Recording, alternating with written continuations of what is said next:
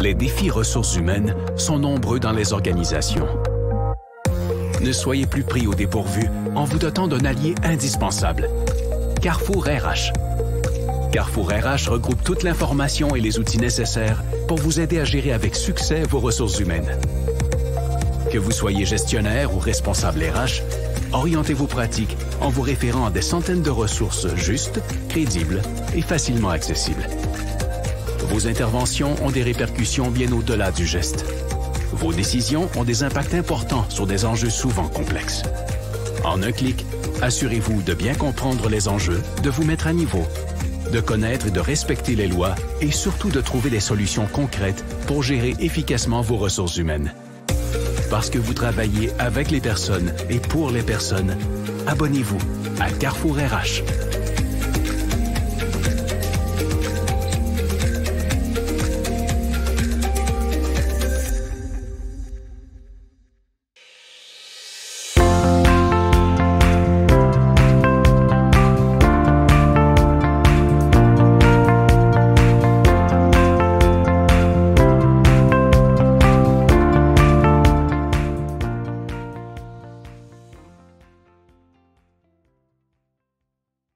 La prochaine conférence s'intitule « Optimiser l'engagement des employés pour le bien-être grâce à l'intelligence artificielle ».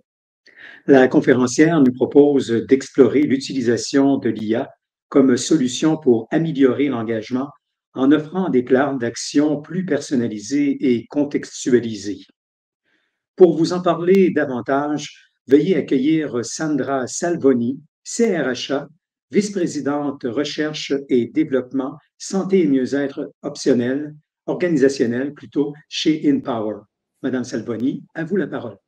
Merci beaucoup, Bruno. Bonjour tout le monde, je suis très heureuse d'être ici. Bruno a très bien présenté la présentation d'aujourd'hui. Comme je vais vous parler vraiment de l'intelligence artificielle, l'utilisation de l'intelligence artificielle au service de l'engagement de vos employés envers leur propre bien-être. On offre beaucoup de choses dans nos entreprises, à nos employés, mais souvent, l'engagement envers son propre bien-être réduit dans le temps. Et on veut vous proposer ou vous expliquer notre vision chez InPower de l'employé, l'engagement de l'employé envers son propre bien-être. Donc, excusez-moi. Donc, en fait, Bruno a bien fait une présentation de moi. J'ai une maîtrise en développement organisationnel. J'ai plus de 25 ans là, comme carrière, comme gestionnaire et comme entrepreneur. Je suis une éternelle étudiante, donc je suis encore au doctorat où je fais vraiment une spécialisation en promotion de la santé psychologique au travail. Et je mets toute cette expérience-là au service de cette solution-là, InPower, qui se veut de faire émerger la santé, le mieux-être dans les organisations. Donc, je vais commencer par vous faire un petit survol de la présentation. Je vais vous parler d'abord de l'importance de l'autogestion dans le bien-être des employés, les défis de l'engagement dans la gestion du bien-être, dans l'autogestion du bien-être, l'intelligence artificielle pour personnaliser l'expérience des utilisateurs de notre solution et les perspectives d'avenir. Qu'est-ce qu'on veut faire chez InPower grâce à l'intelligence artificielle dans les prochains mois, prochaines années? Et on va finir avec une petite conclusion. L'importance de l'autogestion dans le bien-être. Mais pourquoi on parle d'autogestion? En fait, on sait que 70% des travailleurs canadiens priorisent plus que jamais leur bien-être. Ça, c'est une augmentation de 14% par rapport à 2021 selon un rapport de Dialogue. Et quand on pense que 70% des travailleurs priorisent leur bien-être, ça démontre l'importance que les employeurs doivent accorder à mettre des solutions en place pour aider et favoriser cette prise en charge-là de leur bien-être de leurs propres employés. D'autant plus que 47% de ces travailleurs comptent sur les avantages sociaux pour améliorer leur bien-être. avantages sociaux, programmes de santé mieux-être et autres solutions créatives que vous pourriez avoir à l'interne. Ça démontre vraiment l'importance de mettre de l'avant différentes solutions. Vous en avez offert, surtout, excusez-moi, je reviens sur la pandémie, mais depuis la pandémie, on a offert plusieurs choses à nos employés, mais on se rend compte que l'utilisation n'est pas optimale. On sait qu'en ce moment, il y a 53% de vos employés qui n'ont jamais eu recours à votre programme d'aide aux employés, à tout autre avantage social. 35% indiquent ne pas avoir de programme d'aide. Ils ne savent pas que ça existe ou ne connaissent pas vraiment, connaissent pas, ils n'en ont pas ou ils ne le connaissent pas. 25% ne connaissent pas les avantages. Ils en ont un, mais ils ne connaissent pas les avantages. Et 20% ne connaissent pas la manière d'y accéder. Quand on sait que 80% aujourd'hui des employés veulent avoir accès à des moyens aux moyens d'une application, d'un web, plutôt que d'un numéro 1-800, 80% voudraient avoir une solution avec un accès direct web. Ben, on voit l'utilisation que pourrait avoir Empower, de toute l'importance que notre solution pourrait avoir pour vous, pour votre organisation, et l'importance d'accorder vraiment un focus à mettre l'autogestion de l'avant. Et vous allez comprendre pourquoi. Sachant aussi que ces régimes sont sous-utilisés, puis qu'en même temps, je fais mon doctorat en présentéisme, donc sur le sujet du présentéisme, donc je connais assez le phénomène, mais on sait qu'aujourd'hui, il y a un employé peut faire du présentéisme jusqu'à 41 jours par année. Et ça, c'est une moyenne. Donc, c'est relatif, à peu près 20% du temps qu'un employé fait du présentéisme. Donc, l'importance qu'on soit beaucoup plus proactif et prédictif à régler des préoccupations que nos employés pourraient avoir. Sauf que si on refait la même chose, puis qu'on refait et refait la même chose, on va toujours obtenir le même résultat. Les employés connaîtront pas nécessairement plus qu'est-ce qu'ils ont accès. Et il faut trouver des solutions innovantes à ce besoin-là pour améliorer le bien-être des employés. Il y a une petite caricature que j'ai vue sur le site Écoute et dire où un parent dit à son enfant « Comment faut-il que je te parle pour que tu écoutes? Hein? Pour que tu écoutes, pour que tu comprennes. » Et l'enfant de répondre « Ben, autrement. » Donc, c'est justement ça. On a beau mettre des plans en place pour des programmes santé mieux-être, tout ça en place, mais si on ne communique pas de la bonne façon, si on ne dirige pas nos employés de la bonne façon, ben on n'aura pas les effets escomptés. Donc, il faut faire les choses autrement. 91% des leaders en RH, donc vous, reconnaissent que des outils et des ressources pour la santé mentale que les employés peuvent utiliser de manière autonome faciliterait vraiment une prise en charge proactive de leur santé, de leur bien-être. Et ça, c'est les leaders en RH. Mais 81% des employés reconnaissent que les outils autonomes pourraient les aider à être plus proactifs dans leur bien-être. Et ça serait plus susceptible, ils seraient plus susceptibles d'utiliser les outils qu'on leur met à leur disposition. Donc, on est dans un moment où l'importance de prendre soin, d'être proactif, soit vraiment important. C'est vraiment important, donc il faut vraiment assumer cette autogestion-là et de mettre des ressources dans l'autogestion. Donc, pour soutenir le bien-être de leurs employés, les organisations peuvent proposer des outils d'autogestion.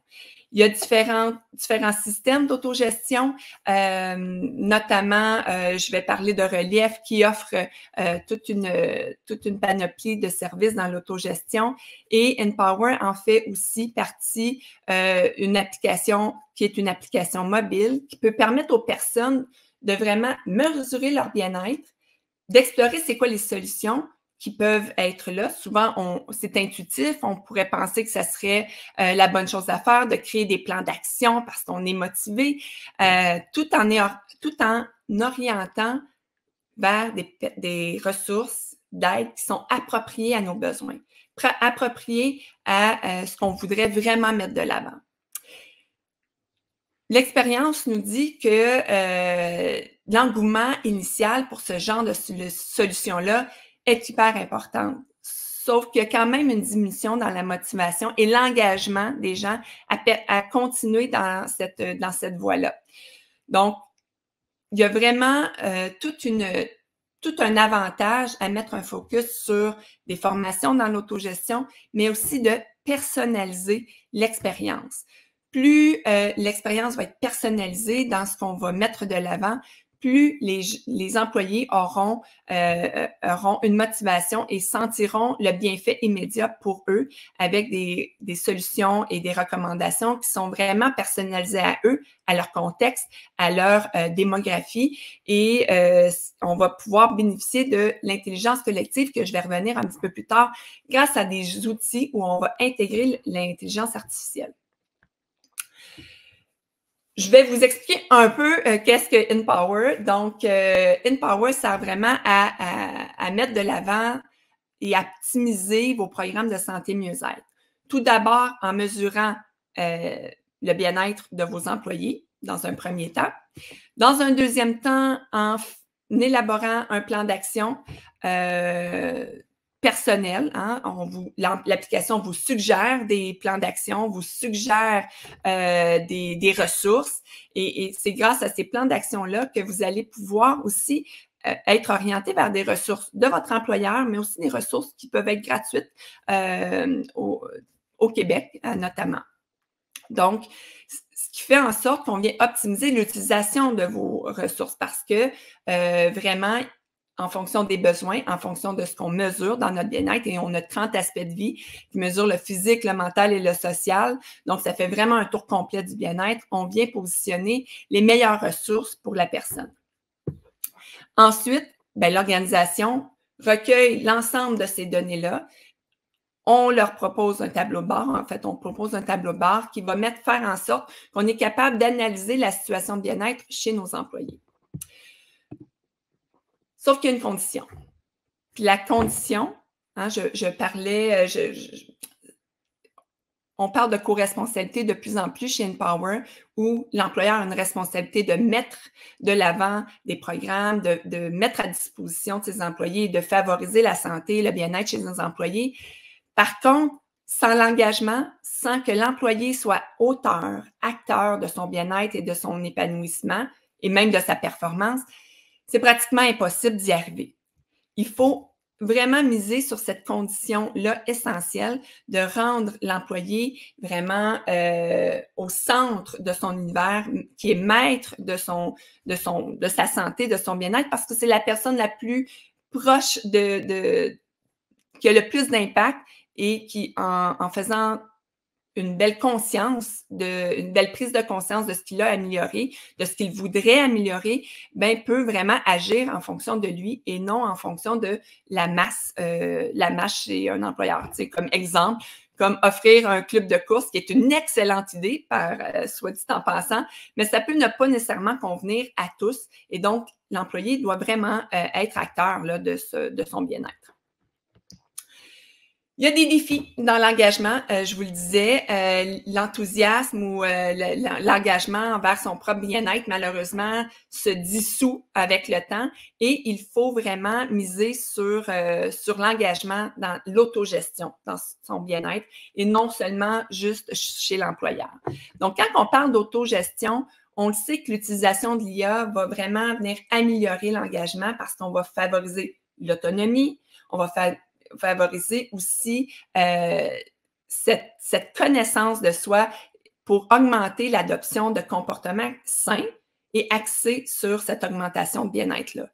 Et ça va passer par quoi? Ça va passer par vraiment l'intelligence artificielle parce qu'on va miser sur l'autonomisation.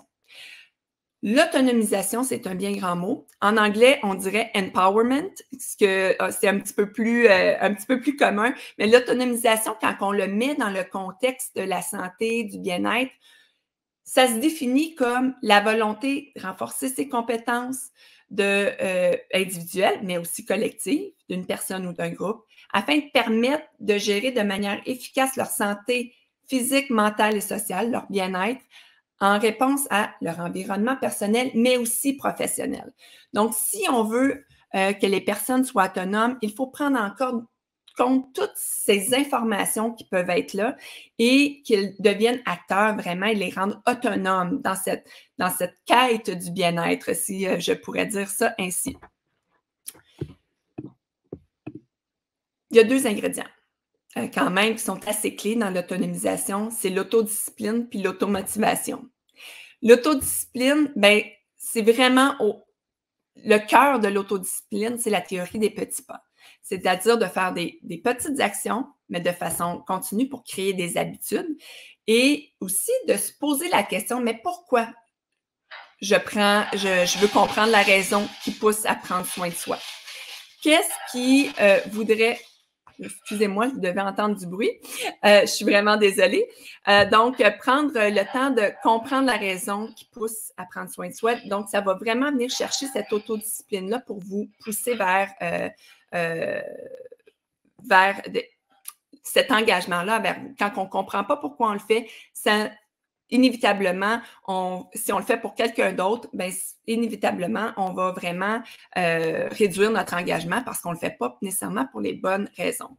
D'où là, l'importance de l'automotivation, donc de donner un sens à ces actions pour les accomplir dans la durée, être proactif dans ces actions au quotidien, puis vraiment de créer un cercle vertueux parce qu'on comprend la situation de notre bien-être, on a pris des actions dessus, on voit l'impact sur notre vie, sur notre quotidien et ça nous motive à vraiment devenir de plus en plus autonome. Maintenant, pour faire ça, il faut vraiment personnaliser l'expérience. Et pour personnaliser l'expérience dans l'autogestion, il y a quand même des défis. Sans compter les défis de l'éthique, de la confidentialité, qui sont de base là, quand on parle d'intelligence artificielle. Il y a vraiment un premier défi qui est l'autonomie et / la dépendance. Là, vous allez me dire, mais Sandra, tu viens de dire que l'autonomie, c'est ça qu'on veut. Oui.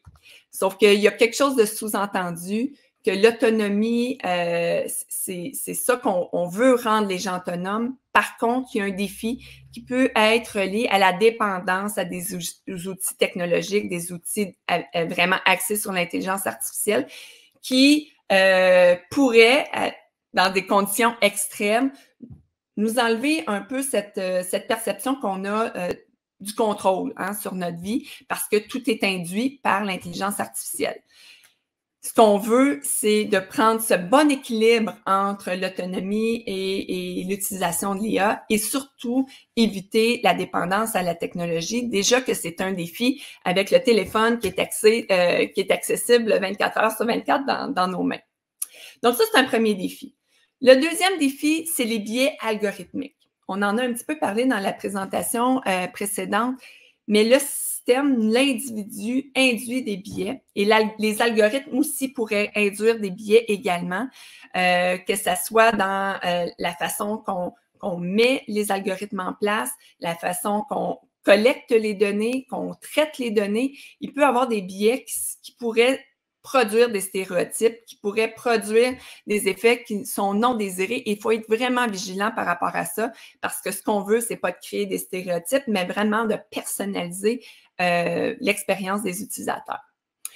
Et l'autre défi, c'est que c'est l'accessibilité et l'équité vers des solutions plus technologiques où l'intelligence artificielle est intégrée. C'est pas nécessairement accessible à tout le monde. Pas tout le monde qui a la même facilité avec ce genre d'outils-là et de technologies-là. Donc, il faut être conscient que notre approche doit être le plus inclusive possible et diversifier nos approches en fonction des différentes populations qui n'auraient pas nécessairement accès, exemple, à un téléphone ou à cette technologie-là. Donc, quand on met en place des solutions d'autogestion, exemple d'autogestion ici, il faut vraiment penser à tout type de persona et ça, c'est vraiment important et pas juste penser à ceux qui sont déjà très à l'aise avec la technologie. Il faut amener nos employés à trouver l'avantage qu'ils ont d'utiliser des outils où l'IA est intégrée. Et puis là, je vais vous faire peur avec notre processus général là, et flux de données. Je ne passerai pas à travers, je vous le jure, mais c'est juste pour vous dire que juste aujourd'hui, chez InPower, on a différents. À chaque fois que vous voyez un bonhomme, c'est qu'il y a une entrée de données. Juste de l'utilisateur, de l'application, il y a une entrée de données, soit pour les énoncés de bien-être, soit pour les états d'avancement de leur plan d'action, les plans d'action en tant que tels, donc la construction des actions. On a rajouté aussi les ressources, l'utilisation des ressources. Donc, à chaque fois qu'il y a un point d'entrée, c'est une complexité qu'on rajoute. Donc, comme ça, nous, on est capable, on fait déjà beaucoup dans la proposition du bien-être, des aspects de vie qui sont à surveiller, sur quoi je dois travailler, qu'est-ce qu'on vous propose. Par contre, avec l'intelligence artificielle, on vient exploser les possibilités en collectant de façon plus massive et en créant soit des regroupements, des classements, des schémas, des modèles pour venir mettre en lumière des façons de faire ou des solutions qui pourraient être adéquates pour certaines personnes en fonction d'un profil X. Donc, j'arrête sur ce flux-là, là, parce que même moi, ça me fait peur quand je le présente, mais c'est juste pour vous dire qu'il y a quand même l'intelligence artificielle vient vraiment faciliter le traitement de ces données et vous le savez. Sauf que quand on dit traitement de données, la première chose qu'il faut penser, puis ça, c'est autant à chaque fois qu'on utilise l'IA, mais notamment dans la promotion de la santé et du bien-être, c'est le nettoyage des données. On dit que 90% du travail qu'on a à faire en IA est basé sur le nettoyage, la vérification et la validation des données. Ça, c'est-à-dire qu'il faut éliminer les doublons, éliminer les données extrêmes, vraiment vérifier que nos modèles fonctionnent et qu'on les valide. Il y a vraiment tout un processus. C'est les 3 étapes clés là, dans le nettoyage des données et ça représente 90% du travail qu'on a à faire.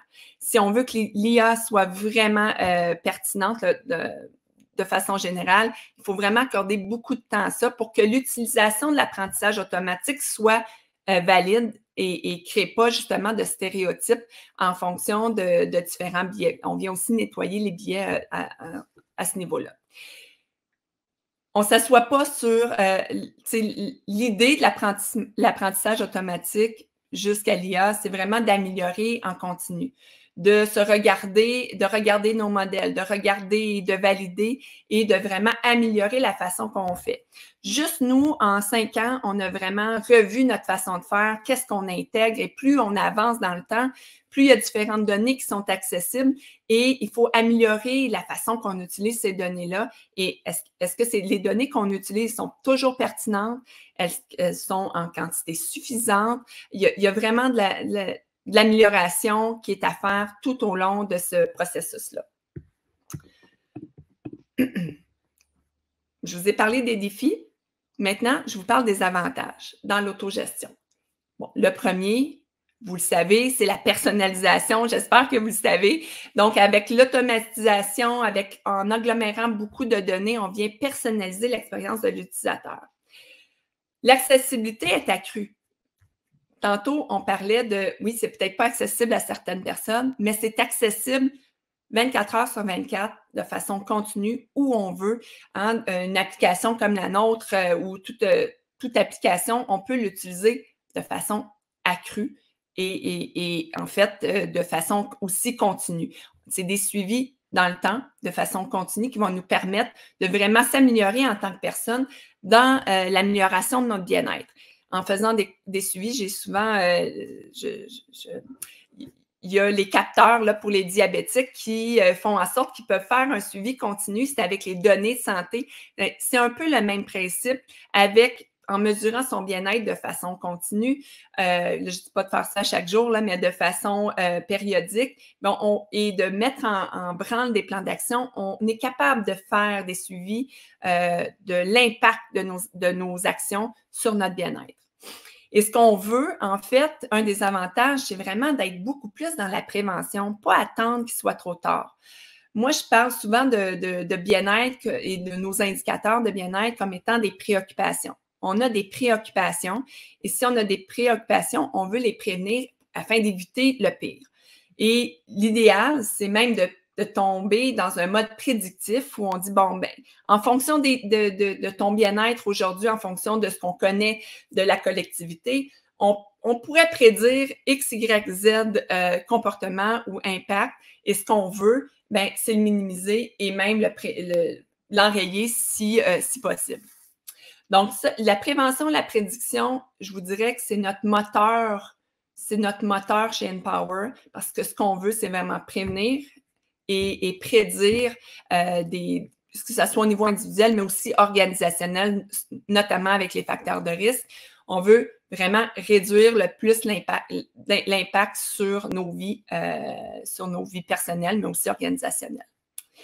L'IA peut également, je parlais d'autonomisation où il y a la motivation, mais veut pas, en intégrant avec des chatbots, avec des différentes interactions qu'on a avec l'application, un effet motivationnel, de comprendre l'impact de nos actions va faire en sorte qu'on va vraiment être de plus en plus motivés, mais aussi avec cet échange-là qui peut être très conversationnel, notamment, ça peut nous mettre vraiment, avoir un effet très, très aidant pour garder l'engagement. Quelque chose qu'on ne pourrait pas nécessairement faire sans l'intelligence artificielle. Et ce qui nous permet aussi de faire des analyses beaucoup plus approfondies, avec beaucoup plus de données, des mégadonnées, où on rentre dans un processus qui est beaucoup plus on parle de personnalisation, plus on parle d'analyse approfondie et de schéma, comme je vous disais, de pattern qui revient et qu'on pourrait justement optimiser les ressources. En fait, l'utilisation des ressources. Je vous parlais au début que c'était sous-utilisé. En faisant une analyse approfondie des données, du bien-être et de ce qui est possible d'avoir dans notre organisation, on vient relier les besoins de l'individu avec les ressources organisationnelles au bon moment et au bon temps en fonction de justement l'intelligence qu'on y met dans les patterns qui sont créés. Ça, c'est ce qu'on fait. Ça, c'est ce qu'on fait, sauf qu'on a tellement une vision pour l'avenir qui est assez particulière parce que ce qu'on veut, en fait, imaginez-vous un monde où, quand vous voulez prendre soin de vous, vous avez accès, vous savez exactement où aller, quand y aller et qu'est-ce qui est disponible pour nous. Donc, les perspectives sont vraiment infinies. Imaginez qu'on crée une véritable intelligence collective, non seulement avec le bien-être des individus, mais avec des données organisationnelles, comme le taux de roulement, comme la gestion de talent, comme etc. Les communautés d'intérêt, que ça soit toutes les autres communautés, mais pas nécessairement les organisations, mais ça pourrait être, exemple, des communautés comme les chefs d'entreprise, comme les gestionnaires, vraiment des communautés qui sont plus dans le co-développement. Là, je donne des exemples, mais c'est toute autre communauté d'intérêt, en plus des villes intelligentes. Quand on regroupe toutes ces données-là, vous imaginez qu'on pourrait relier, exemple, la météo avec le trafic du matin, puis pourquoi un individu se sent moins bien aujourd'hui. Là, on est vraiment dans la vision long terme, mais c'est ça qui nous motive à intégrer l'intelligence artificielle parce qu'on peut tellement apprendre des individus, des organisations, des communautés autour de nous pour corréler, en fait, les différents contextes à notre bien-être et optimiser les pistes de solutions, optimiser les plans d'action qu'on met de l'avant. On a plein de projets là, chez Empower, mais je vais vous en parler de 4. Donc, c'est optimiser la mesure des aspects à surveiller. On a 30 aspects à surveiller, on en propose 3, mais ce qu'on veut, c'est d'intégrer une validation de l'utilisateur et fusionner avec des nouvelles variables comme je viens de vous en parler.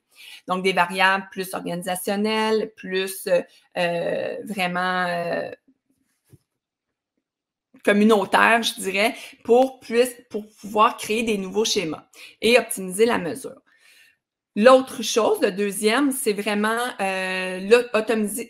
automatiser l'identification des facteurs de risque psychosociaux au travail.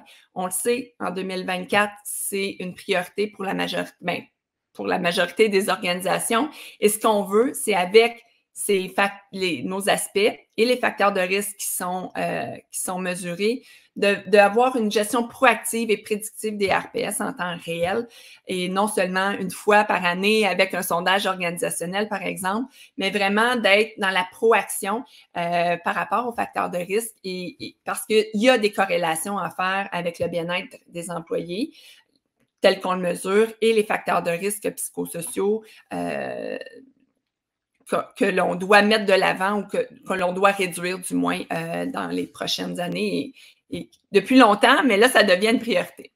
Donc, ce qui nous amène quand je vous parlais d'intervention conversationnelle, c'est vraiment pour susciter la métacognition. Parce qu'en ce moment, la métacognition, c'est prendre conscience de l'impact de nos actions et d'évaluer les retombées. Donc, ça commence par faire des bons suivis d'interaction. Puis l'intervention conversationnelle grâce à l'intelligence artificielle, va faciliter ce suivi des actions-là en fonction des réponses de vos employés face à leur bien-être. Et on va évaluer les retombées pour ajuster le plan et qu'il soit de plus en plus précis.